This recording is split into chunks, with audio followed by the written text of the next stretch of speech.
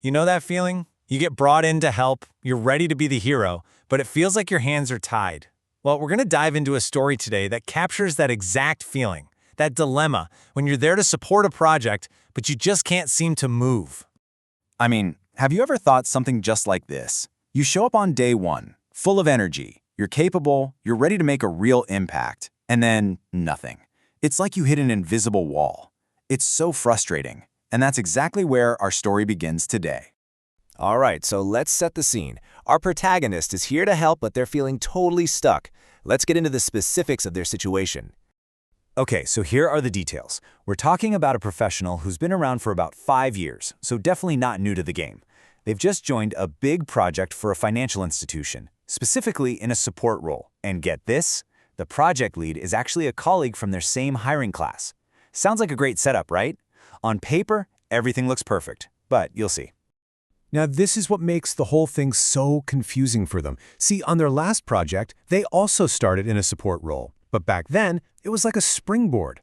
They saw things that needed doing, they jumped in, and pretty soon they were a core member of the team. It worked perfectly. But on this new project, trying that same proactive approach, it's just not working. They feel totally paralyzed. So what gives? What's the big difference? Well, it turns out there was something else going on under the surface, a kind of invisible boundary that was completely changing the rules of the game. And that invisible boundary, it's something called sectionalism.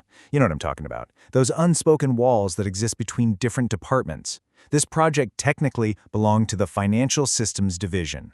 Our hero? They were from a totally different division. So even though they were there to help, they were officially an outsider, and their role was boxed in. And this is where the real frustration kicks in. Because while our protagonist is feeling stuck, their colleague, the project lead, is absolutely drowning. They're not just managing development. They're coordinating with vendors, juggling the budget, even arranging where new people are going to sit. The list goes on and on. All these things our hero could totally help with are right there. But that invisible wall is blocking the way. Man, does this sound familiar to anyone? I mean, have you ever been in that spot at work, watching a teammate struggle with something you know you could fix, but you feel like you're not allowed to? If that's you, if this story is hitting home, go ahead and hit that like button. Let us know we're not alone here. Okay, so it's really easy to just blame the company culture, right? The sectionalism, but that's not the whole story. The real breakthrough moment, the big aha, came when our protagonist stopped looking at the organization and started looking in the mirror. Turns out, there wasn't just a wall built by the company, there was one they had built themselves. And this was the question just repeating over and over in their head. Is it really okay for me to step in? This isn't technically my job. You know that voice? The one that whispers about staying in your lane, not overstepping, not causing trouble. That hesitation, that self-doubt, that was a wall.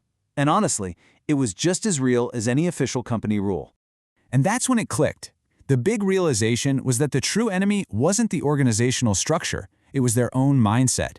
They had essentially accepted those invisible walls and used them to build their own internal prison. They were trapped by that same sectionalism, just on the inside.